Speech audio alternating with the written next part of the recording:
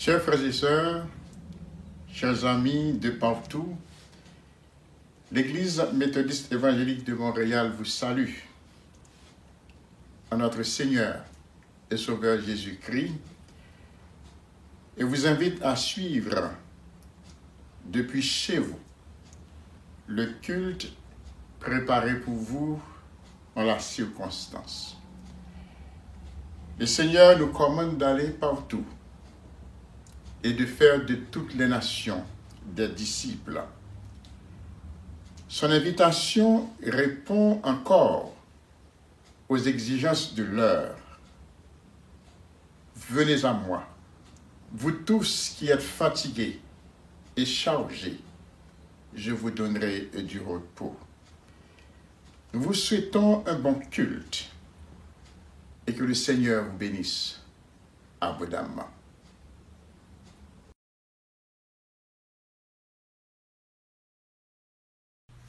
Psaume 100. Poussez vers l'Éternel des cris de joie, vous tous habitants de la terre. Servez l'Éternel avec joie, venez avec allégresse en sa présence. Sachez que l'Éternel est Dieu, c'est lui qui nous a fait et nous lui appartenons. Nous sommes son peuple et le troupeau de son pâturage. Entrez dans ses portes avec des louanges, dans ses parvis avec des cantiques. Célébrez-le, bénissez son nom. Car l'Éternel est bon, sa bonté dure toujours, et sa fidélité de génération en génération. Amen.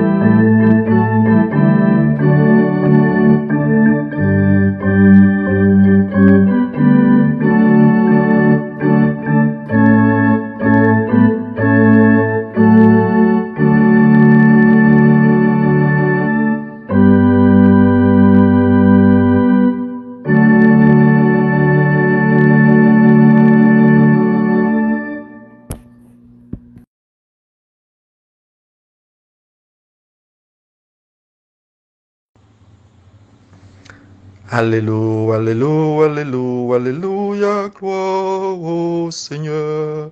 Alléluia, Alléluia, Alléluia, Alléluia, gloire au Seigneur.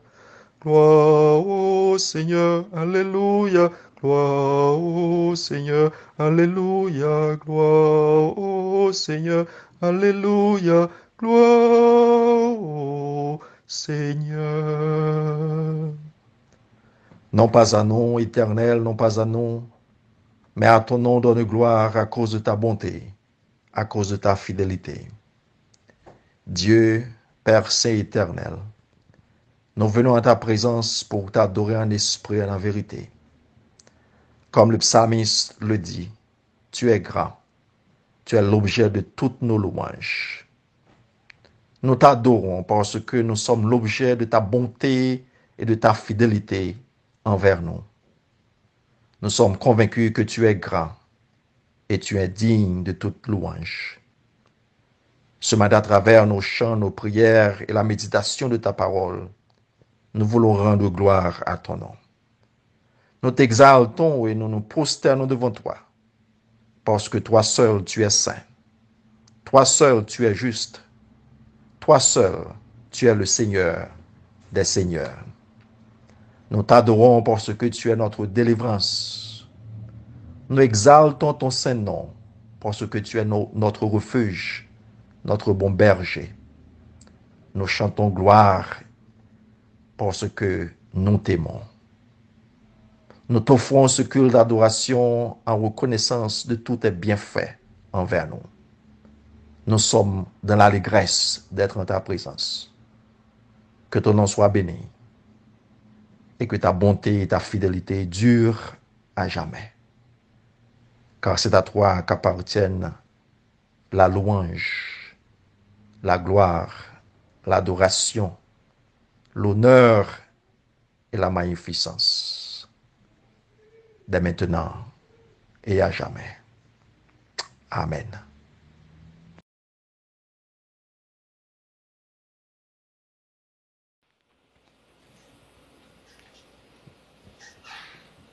Ouvrons nos Bibles et écoutons la lecture dans le psaume 18, les versets 1 à 51. Du serviteur de l'Éternel, de David, qui adressa à l'Éternel les paroles de ce cantique, lorsque l'Éternel l'eut délivré de la main de tous ses ennemis et de la main de Saül, il dit: Je t'aime, ô Éternel, ma force. Éternel, mon rocher, ma forteresse, mon libérateur, mon Dieu, mon rocher, où je trouve un abri, mon bouclier, la force qui me sauve, ma haute retraite. Je m'écrie, loué soit l'Éternel, et je suis délivré de mes ennemis. Les liens de la mort m'avaient environné, et les torrents de la destruction m'avaient épouvanté. Les liens du sépulcre m'avaient entouré. Les filets de la mort m'avaient surpris. Dans ma détresse, j'ai invoqué l'Éternel. J'ai crié à mon Dieu. De son palais, il a entendu ma voix, et mon cri est parvenu devant lui à ses oreilles. La terre fut ébranlée et trembla. Les fondements des montagnes frémirent. Ils furent ébranlés parce qu'il était irrité. Il s'élevait de la fumée dans ses narines, et un feu dévorant sortait de sa bouche. Il en jaillissait des charbons embrasés. Il abaissa les cieux et il descendit. Il y avait une épaisse nuée sous ses pieds. Il était monté sur un chérubin et il volait, il planait sur les ailes du vent. Il faisait des ténèbres sa retraite, sa tente autour de lui. Il était enveloppé des eaux obscures et de sombres nuages. De sa splendeur qui le précédait s'échappaient les nuées, l'encens de la grêle et des charbons de feu. L'Éternel tonna dans les cieux.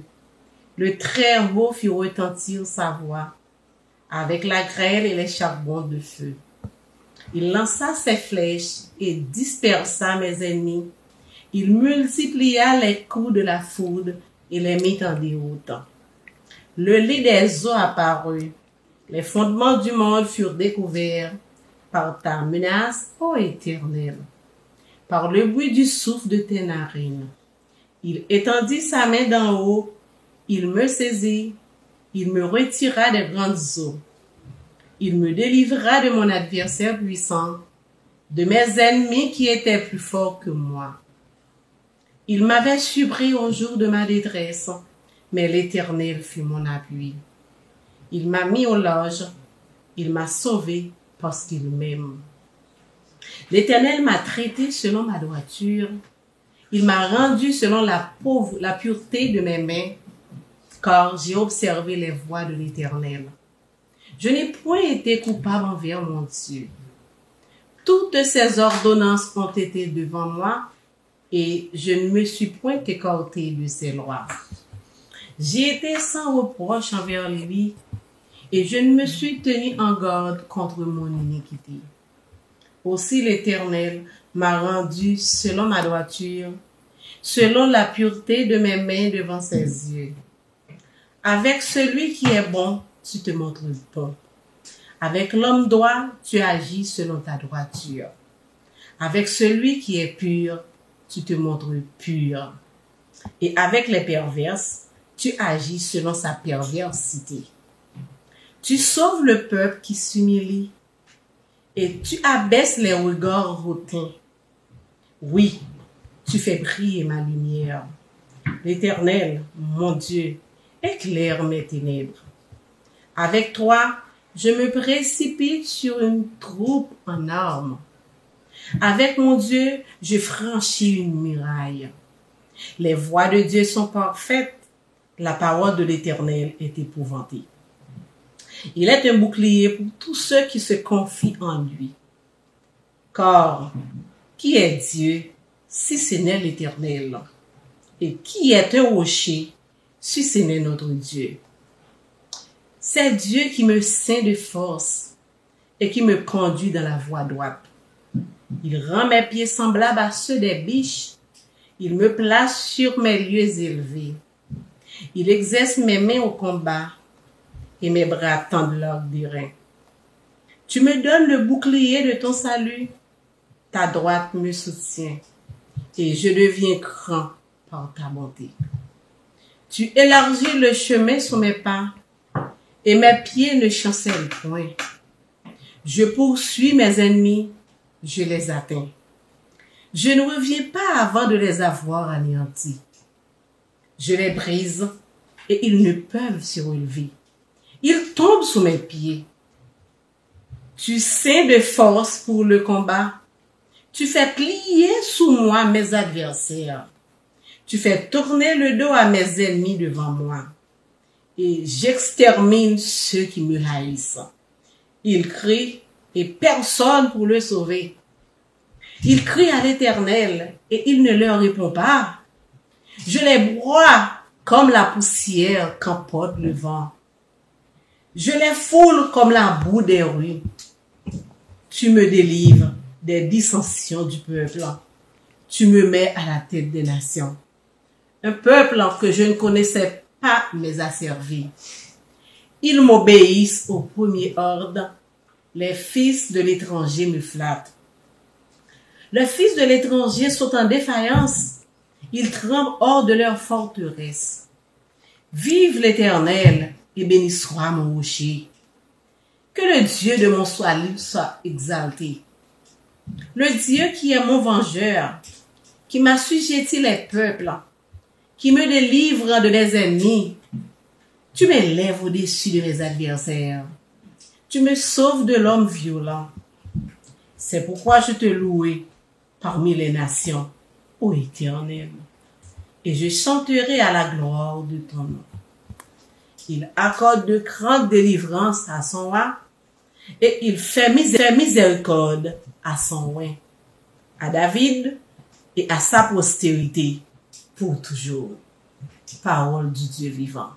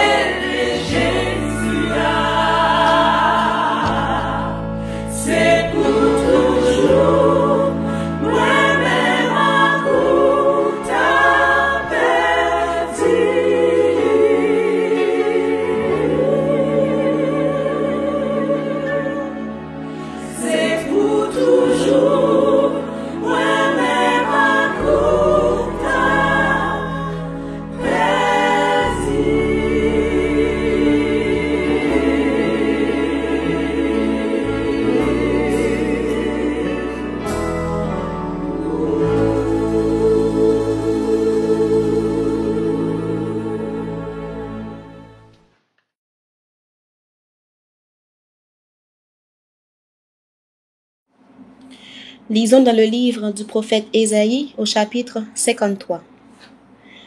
Qui a cru à ce qui nous était annoncé? Qui a reconnu le bras de l'Éternel? Il s'est élevé devant lui comme une faible plante, comme un rejeton qui sort d'une terre desséchée. Il n'avait ni beauté, ni éclat pour attirer nos regards, et son aspect n'avait rien pour nous plaire. Méprisé et abandonné des hommes, homme de douleur et habitué à la souffrance, semblable à celui dont on détourne le visage, nous l'avons dédaigné, nous n'avons fait de lui aucun cas. Cependant, ce sont nos souffrances qu'il a portées, c'est de nos douleurs qu'il s'est chargé, et nous l'avons considéré comme puni, frappé de Dieu et humilié. Mais il était blessé pour nos péchés, brisé pour nos iniquités. Le châtiment qui nous donne la paix est tombé sur lui, et c'est par ses meurtrissures que nous sommes guéris. Nous étions tous errants comme des brebis, chacun suivait sa propre voie. Et l'Éternel a fait retomber sur lui l'iniquité de nous tous. Il a été maltraité et opprimé, et il n'a point ouvert la bouche, semblable à un agneau qu'on mène à la boucherie, à une brebis muette devant ceux qui l'attendent. Il n'a point ouvert la bouche. Il a été enlevé par l'angoisse et le châtiment, et parmi ceux de sa génération qui a cru qu'il était retranché de la terre des vivants et frappé pour les péchés de mon peuple. On a mis son sépulcre parmi les méchants, son tombeau avec le riche, quoiqu'il n'eût point commis de violence et qu'il n'y eût point eu de fraude dans sa bouche. Il a plu à l'Éternel de le briser par la souffrance. Après avoir livré sa vie en sacrifice pour le péché, il verra une postérité et prolongera ses jours, et l'œuvre de l'Éternel prospérera entre ses mains. À cause du travail de son âme, il rassasiera ses regards. Par sa connaissance, mon serviteur juste justifiera beaucoup d'hommes, et il se chargera de leurs iniquités. C'est pourquoi je lui donnerai sa part avec les grands. Il partagera le butin avec les puissants, parce qu'il s'est livré lui-même à la mort, et qu'il a été mis au nombre des malfaiteurs, parce qu'il a porté les péchés de beaucoup d'hommes, et qu'il a intercédé pour les coupables. Amen.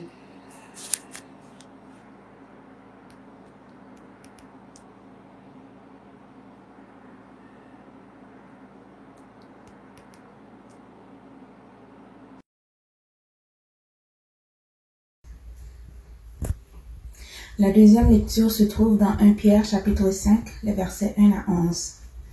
Voici les exhortations que j'adresse aux anciens qui sont parmi vous, moi ancien comme eux, témoin des souffrances de Christ et participant de la gloire qui doit être manifestée. Paisez le troupeau de Dieu qui est sous votre garde, non par contrainte, mais volontairement selon Dieu, non pour un gain sordide, mais avec dévouement, non comme dominant sur ceux qui vous sont échus en partage, mais en étant les modèles du troupeau. Et lorsque le souverain pasteur paraîtra, vous obtiendrez la couronne incorruptible de la gloire. De même, vous qui êtes jeunes, soyez soumis aux anciens, et tous dans vos rapports mutuels. Revêtez-vous d'humilité, car Dieu résiste aux orgueilleux, mais il fait grâce aux humbles. Humiliez-vous donc sous la puissante main de Dieu, afin qu'il vous élève au temps convenable, et déchargez-vous sur lui de tous vos soucis, car lui-même prend soin de vous. Soyez sobres, veillez. Votre adversaire le diable rôde comme un lion rugissant, cherchant qui il dévorera. Résistez-lui avec une foi ferme, sachant que les mêmes souffrances sont imposées à vos frères dans le monde.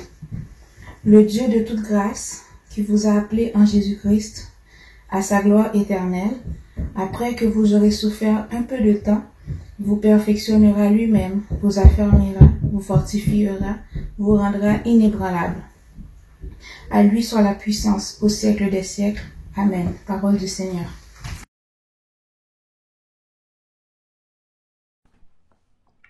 Notre lecture dans 2 Corinthiens 4, versets 1 à 18. 2 Corinthiens 4, versets 1 à 18. C'est pourquoi, ayant ce ministère, selon la miséricorde qui nous a été faite, nous ne perdons pas courage. Nous rejetons les choses honteuses qui se font en secret, nous n'avons point une conduite astucieuse et nous n'altérons point la parole de Dieu. Mais en publiant la vérité, nous nous recommandons à toute conscience d'homme devant Dieu. Si notre évangile est encore voilé, il est voilé pour ceux qui périssent, pour les incrédules dont le Dieu de ce siècle a aveuglé l'intelligence, afin qu'ils ne vissent pas briller la splendeur de l'évangile de la gloire de Christ, qui est l'image de Dieu. Nous ne nous prêchons pas nous-mêmes, c'est Jésus-Christ le Seigneur que nous prêchons, et nous nous disons vos serviteurs à cause de Jésus.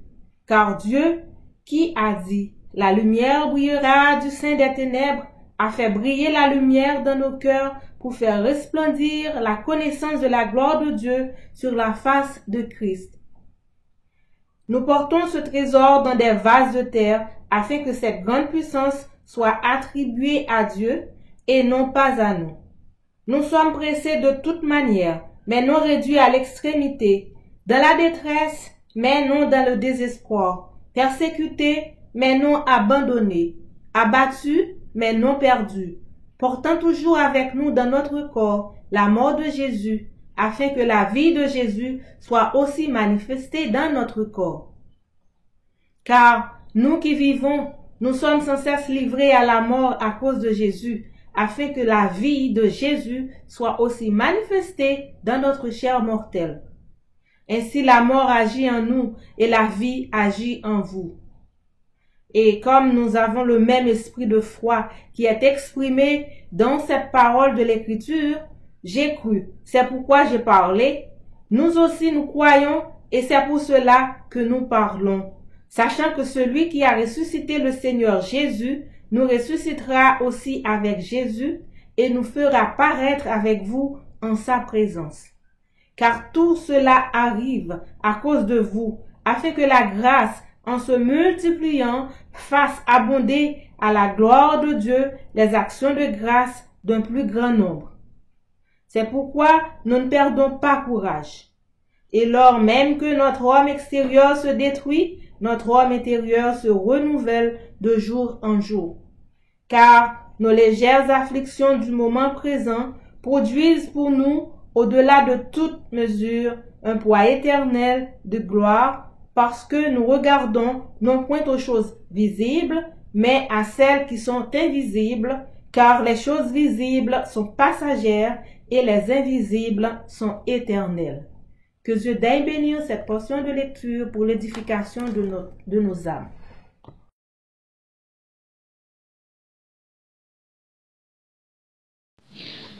Nous te remercions, Dieu notre Père, de nous avoir appelés à ton service.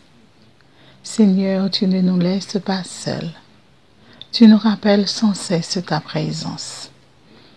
Merci Seigneur pour tout ce que tu nous donnes. Et merci pour ton serviteur qui va nous délivrer le message de ta parole aujourd'hui. Parole de paix, de joie et de sérénité. Remplis-le de ton Saint-Esprit.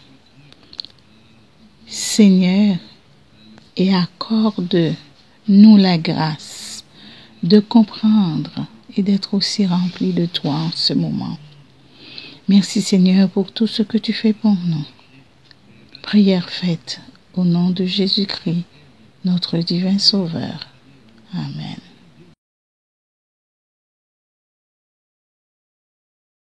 Je vous salue dans le précieux nom de notre Seigneur et Sauveur Jésus-Christ. La paix soit avec vous. Je remercie le Seigneur de ce privilège de pouvoir délivrer le message à son peuple en ce dimanche 26 avril 2020, jour marquant mes 61 ans sur terre en vie et en bonne santé. Que Dieu soit loué. La planète entière vit actuellement un moment difficile. Un petit virus, une simple petite chose est en train de bouleverser le monde. En effet, la COVID-19, au moment où je vous parle, au moment où je prépare ce message, soit le dimanche 19 avril, a déjà infecté 2 355 000 personnes à travers le monde et causant 162 000 décès. Seulement aux États-Unis, 740 151 personnes en sont affectées et 3 968 en sont décédées.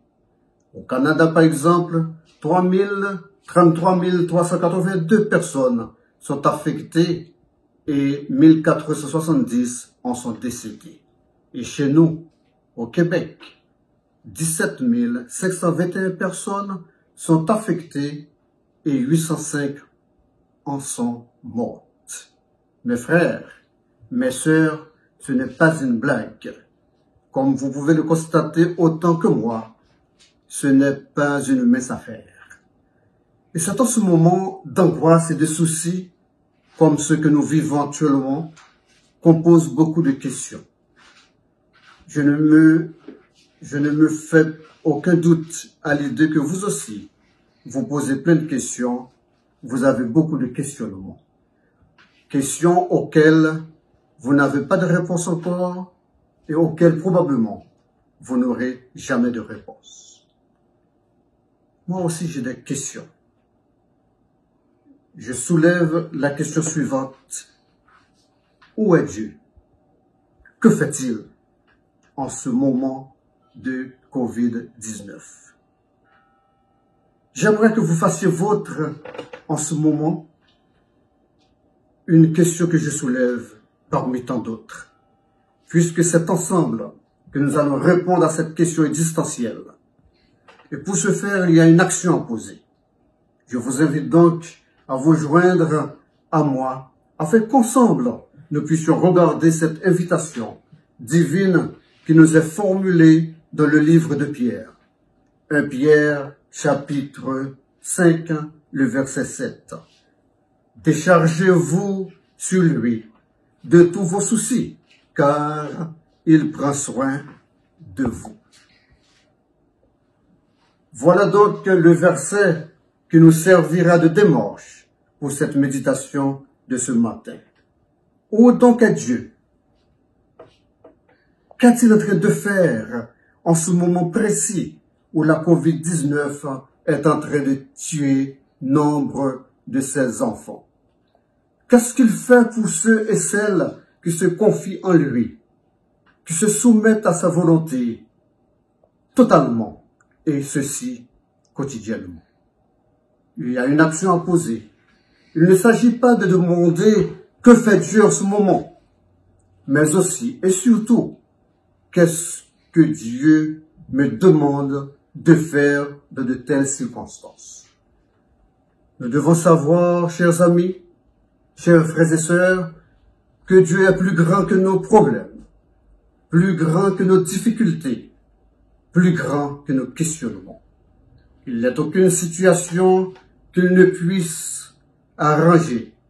Aucun problème n'est trop grand pour lui. Il demeure le Dieu omnipotent, omniscient, omniprésent et souverain. Souvent de fois, les épreuves de la vie sont venues pour nous rappeler qu'il est trop difficile de vivre sans Dieu. Dans Jacques chapitre 1er, les versets 2 à 4, Dieu nous a même dit que ce sont nos épreuves qui vont nous aider à être matures et stables dans notre foi. C'est au cours des épreuves que nous grandissons et que nous apprenons à devenir des hommes et des femmes spirituellement mûrs, des hommes et des femmes qui vivent aujourd'hui beaucoup plus et toujours beaucoup plus la foi. Tout le monde peut rester calme et joyeux quand tout va bien. Mais lorsqu'une épreuve se dresse devant nous, qu'une lutte s'engage, quel va être notre comportement, notre attitude? Comment allons-nous réagir face à la difficulté, face au sentiment de tourment, face au sentiment de tourner en rond? Pensons un instant au regard que Dieu a posé sur Job. Job chapitre 38, versets 1 à 3. Alors qu'au sein de la tempête, l'Éternel répondit à Job, « Qui es-tu donc pour oser rendre mes plans obscurs à force de parler de ce que tu ignores? Mets ta ceinture, comme un brave, je vais te questionner et tu me répondras. » Job comprend alors qu'il a été trop loin de ses questionnements. Il reconnaît par ceci la souveraineté de Dieu. Job chapitre 42, verset 5. Dieu pense que Job est bien capable de mettre sa ceinture comme un brave et de continuer à marcher. Voilà, c'est cette même invitation que Dieu nous a faite aujourd'hui même. Il pense que nous aussi, à travers cette crise, sommes capables de nous tenir debout et de marcher à travers la COVID-19, à condition que nous nous appuyions sur lui, certainement. Ces épreuves de la vie sont des tests et donc des opportunités pour prouver à Dieu à quel point nous sommes prêts à passer à un niveau supérieur. Heureux l'homme qui supporte patiemment la tentation, car après avoir été éprouvé, il recevra la couronne de vie que le Seigneur promise à ceux qui l'aiment. Jacques chapitre 1er, verset 12. Mes frères, mes sœurs, si la nature de l'homme est de s'éloigner continuellement de Dieu, celle de Dieu est d'essayer de nous rapprocher continuellement vers lui. L'être humain a tendance à vouloir être indépendant et vivre sa vie en étant son propre chef, son propre Dieu même, comme le sous-entend le docteur Jean-Fils Aimé dans un article. En effet, dans son article « La Covid a tué Dieu », le docteur Jean-Fils Aimé a écrit, paraphrasant le philosophe athée Nietzsche, « Dieu est mort, c'est la Covid-19 qui l'a tué ». Poussant un peu plus loin son ton ironique, Jean-Fils Aimé a même ajouté « Pis, la Covid-19 a choisi d'inhumer Dieu le dimanche de Pâques. Les religieux n'assisteront même pas à ses funérailles, puisque les églises resteront fermées à Pâques prochain. » Fin de citation. Quelle ironie. Répondons à Dr Fils-Aimé, Dr Wilner Caillot, quant à lui, soutient que le Dieu contre lequel s'insurge Fils-Aimé est une construction de son imagination. C'est ce Dieu-là qu'a tué la Covid-19.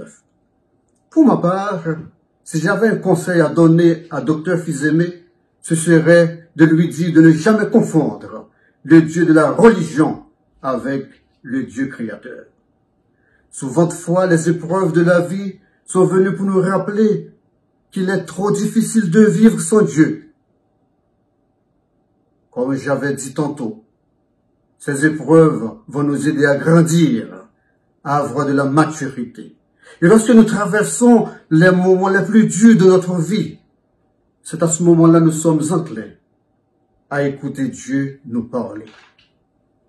Pour accepter nos souffrances, il est nécessaire de comprendre et d'accepter le regard que Dieu pose sur nous en ces moments difficiles. Lorsque le doute, la peur, la révolte s'installent, il deviendra alors plus difficile de traverser les épreuves. Et c'est à ce moment que nous posons plein de questions, comme celle que nous avons énoncée tantôt. Où donc est Dieu? Que fait-il? Frères et sœurs bien-aimés, j'aimerais que vous fassiez vôtre ces vérités que je vais énoncer maintenant. À la question « Où est Dieu? Que fait-il maintenant ?» je vous invite à répondre. Dieu est là. Il est en train de renouveler le contrat d'amour entre lui et nous. Jean chapitre 3, verset 16. Où donc est Dieu? Que fait-il? Répondons ensemble que Dieu est là et qu'il est en train de nous inviter à venir à lui. Il veut nous accepter tels que nous sommes, tout recouvert de nos souillures et de nos péchés.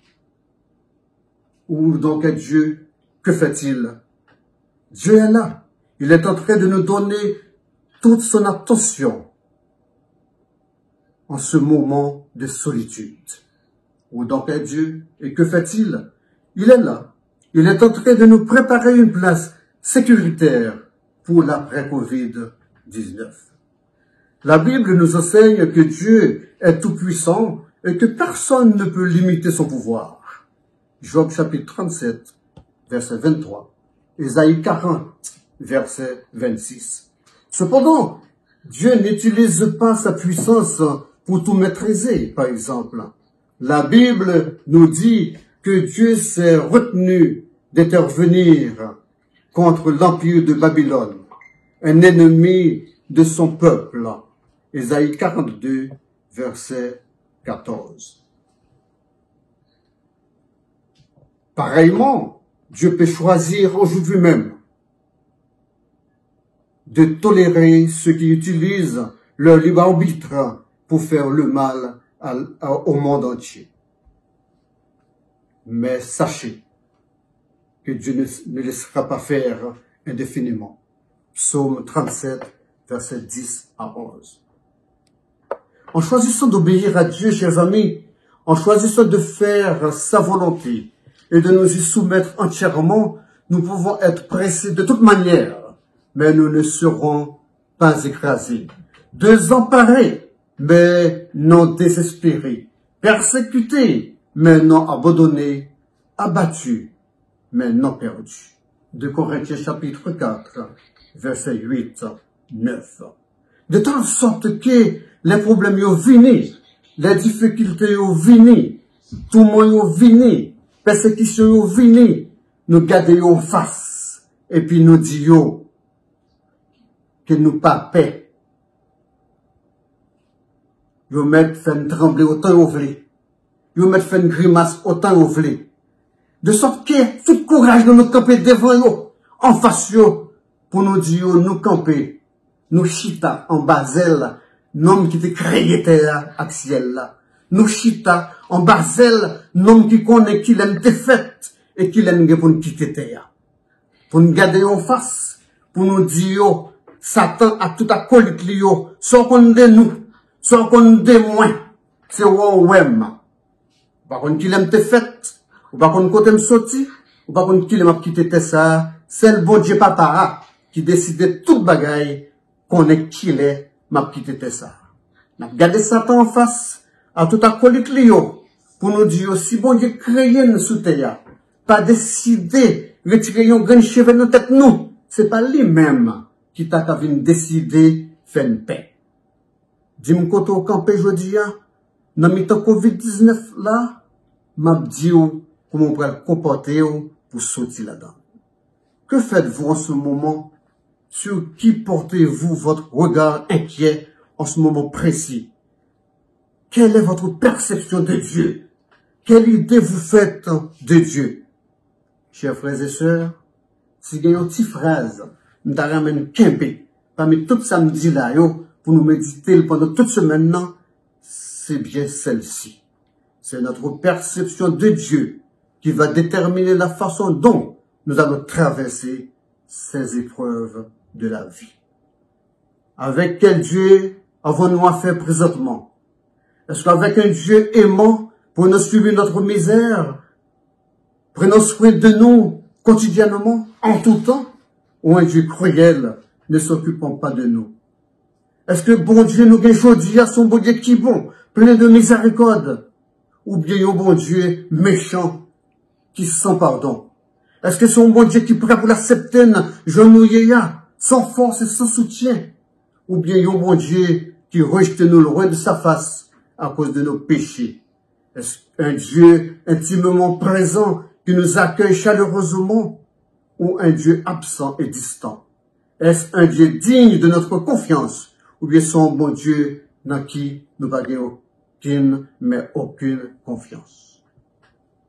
Frère Maximio, dire que Dieu a le contrôle de tout, présentement, c'est faire de notre Dieu un bon Dieu qui est faible, un bon Dieu qui est puissant. Dit que bon Dieu nous aujourd'hui à son bon Dieu qui contrôle tout ça qui a passé là, c'est dit nous en affaire avec un bon Dieu qui a partialité. Quand Dieu décidera d'intervenir, mes frères et sœurs, pour résoudre nos problèmes, pour redresser nos situations, il va le faire totalement, radicalement et absolument. De telle sorte qu'il n'y a aucun des problèmes qui vont être résolus à moitié. Aucune des situations qui vont être redressées à demi.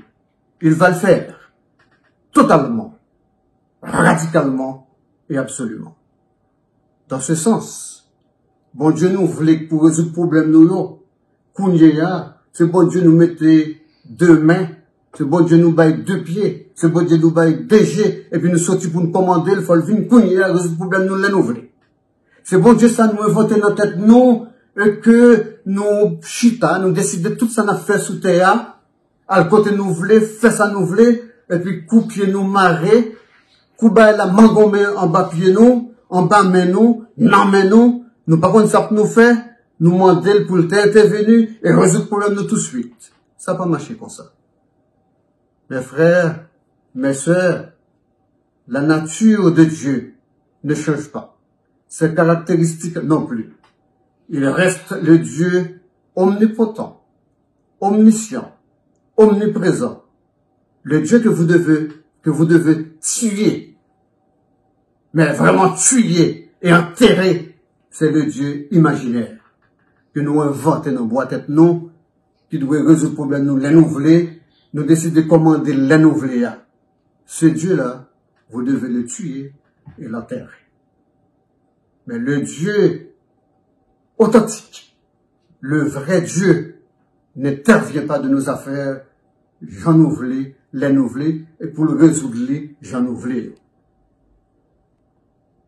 Si je n'ose pas dire à l'instar du pasteur Franck Narcisse que Dieu, par cet événement, est en train de nous donner des leçons, je dirais quand même que Dieu permet qu'une simple chose, mais une toute petite chose, comme la COVID-19, puisse nous enseigner des leçons essentielles de la vie.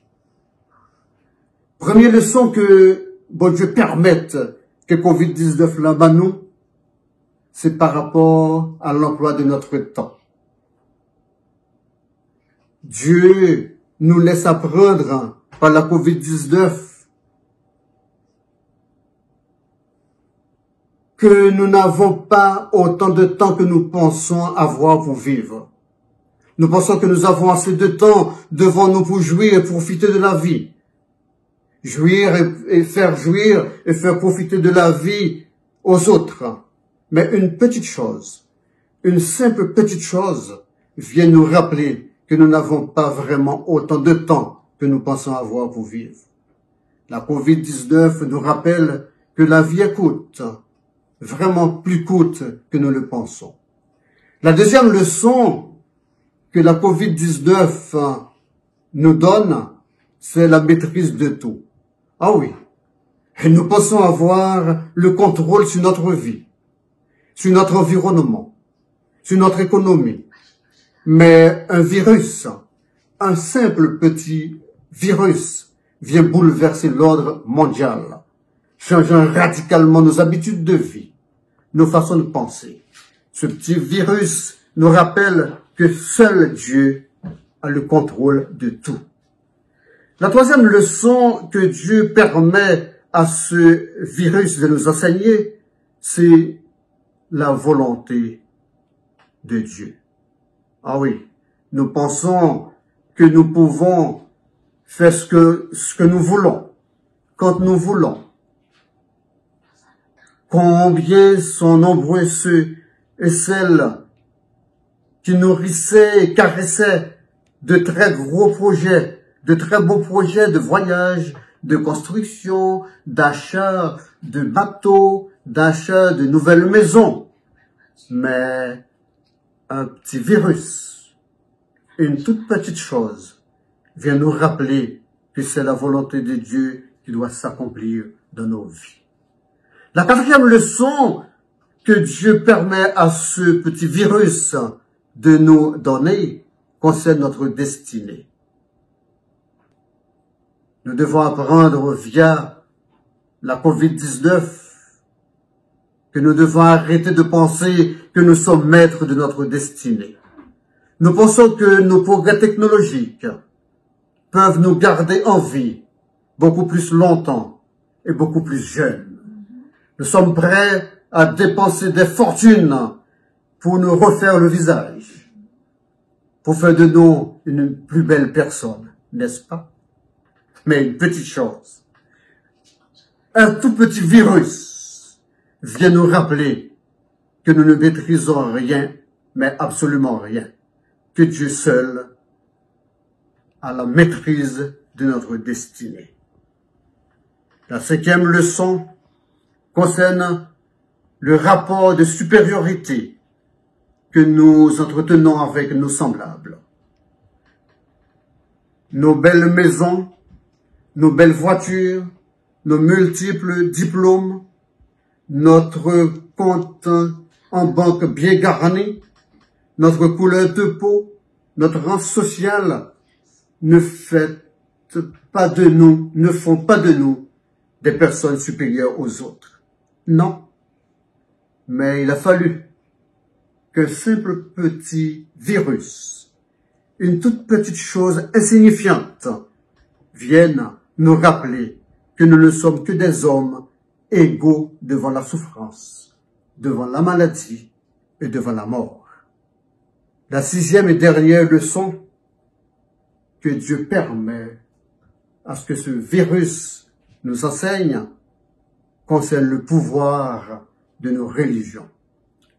Nous avons toujours pensé que c'est nos belles cathédrales, nos belles églises, nos mosquées, nos basiliques qui constituent le vrai temple de Dieu.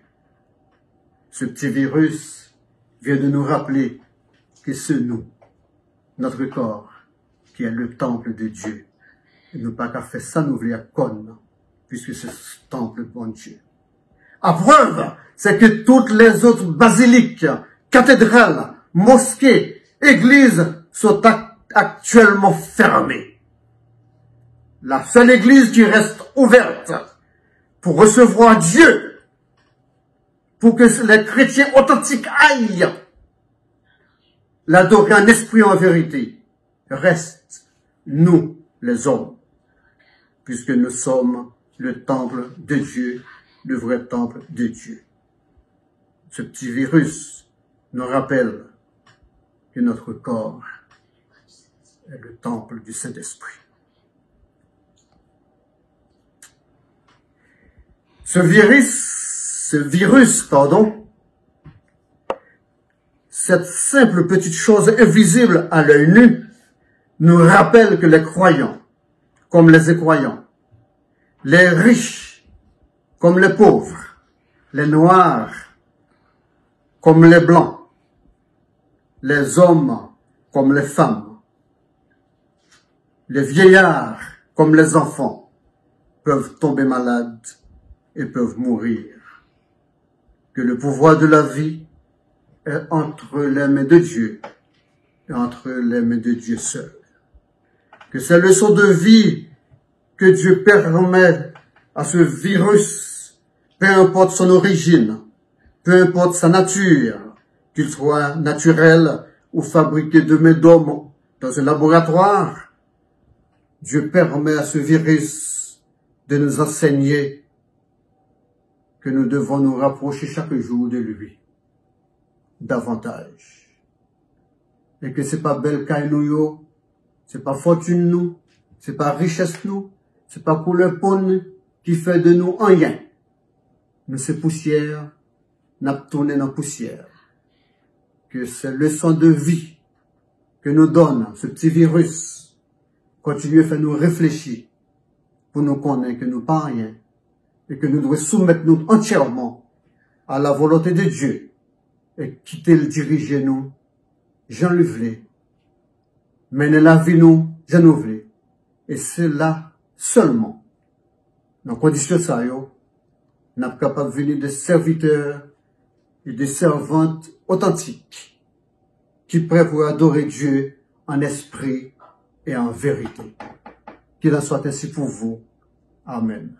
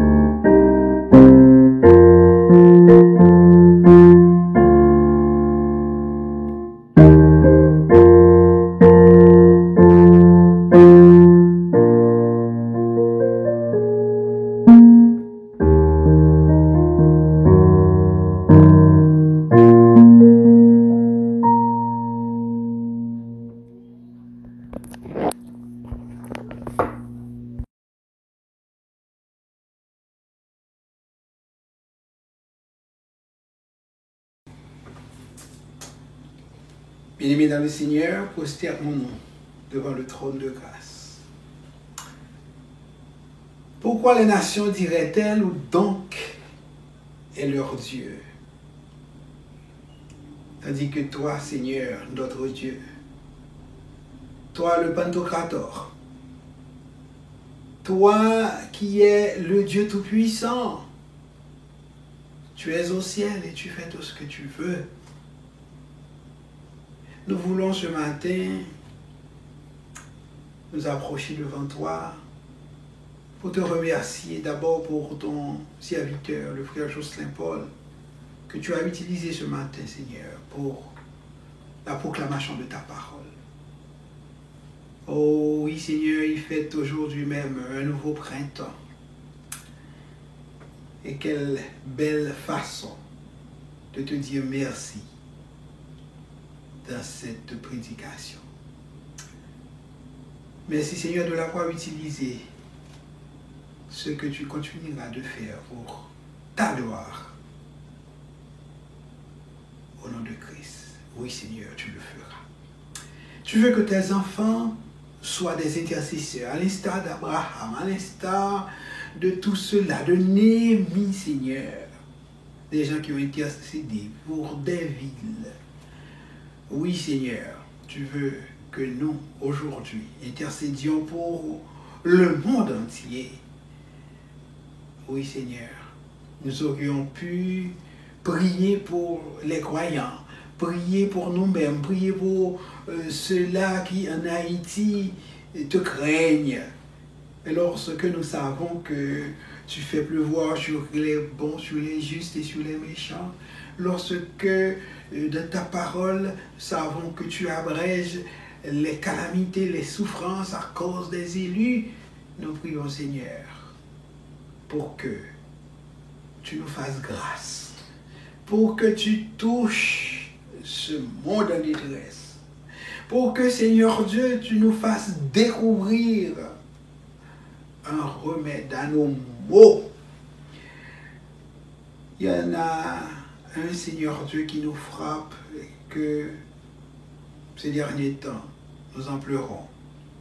C'est le Covid-19. Mais nous savons, Seigneur Dieu, que ce monde,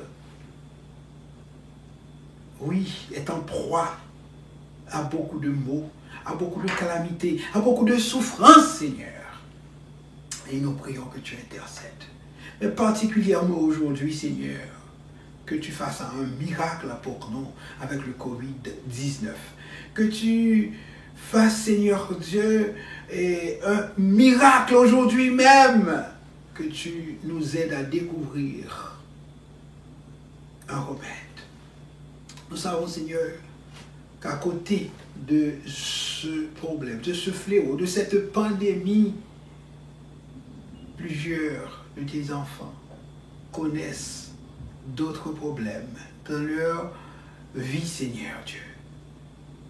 Nous prions que tu agisses pour ceux-là qui te les remettent, Seigneur. Tu veux que nous soyons comme des pauvres en esprit, des dépendants radicaux, Seigneur. Tu veux que nous reconnaissions nos limites. Donne-nous donc de connaître nos limites et de savoir que sans toi, nous ne sommes rien. Aide-nous, Seigneur, de mettre toute notre confiance en toi. Aide-nous, Seigneur, à réduire de plus en plus nos dépendances de la science, de la technologie. Aide-nous, Seigneur, à placer toute notre confiance en toi. Car tout homme debout n'est que souffle, Seigneur. Aide-nous à le reconnaître pour que nous appliquions notre cœur à la sagesse. Nous ne sommes qu'un souffle. Nous ne sommes qu'un souffle, Seigneur. Tu nous l'as dit de ta parole et nos expériences nous l'ont prouvé, Seigneur. Nous ne sommes qu'un souffle et toi seul, tu règnes éternellement et tu veux que les hommes reconnaissent qu'ils sont des hommes et qu'ils sont passagers sur cette terre. Mais que toi seul et ta parole demeurent éternellement. Sois avec nous, ô Dieu, sois avec ton peuple. Donne-nous, Seigneur, de toujours avoir la conviction que tu es là et que tu as le contrôle de tout ce qui se fait et que dans ta volonté permissive, certaines choses arrivent. Et même dans ta volonté souveraine, lorsqu'elles arrivent, nous devons toujours reconnaître ta volonté. Puisque, Seigneur, tu nous dis dans ta parole que cheveu même de notre tête ne peut tomber sans ta permission. Oh, avec nous, oh Dieu, que tu nous touches, Seigneur. Que tu fasses de nous ce que tu veux. Et que ta volonté, Seigneur, soit toujours ce que nous recherchons.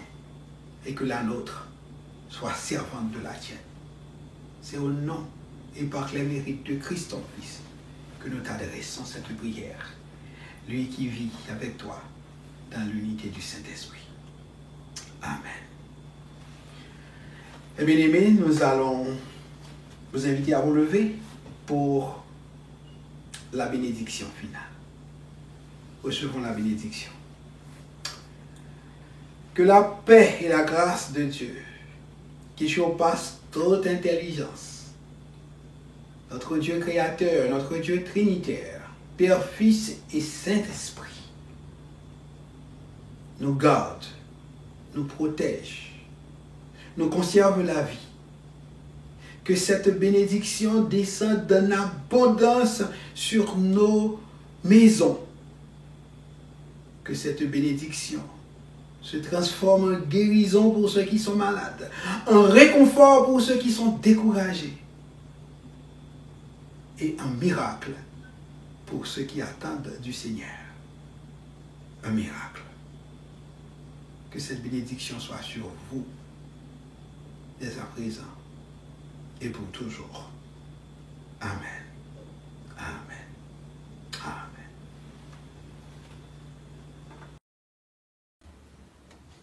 Chers frères et sœurs et amis, vous venez de suivre depuis chez vous le culte de l'Église méthodiste évangélique de Montréal. Merci d'avoir été là avec nous. Nous espérons que votre âme a été bénie dans le Seigneur. Et d'ici là, puisse Dieu vous aider à grandir dans la foi. Merci au nom de toute l'équipe et à la semaine prochaine pour un autre culte du même genre. C'est votre ami et votre serviteur en Jésus-Christ, le pasteur Gisner Paul.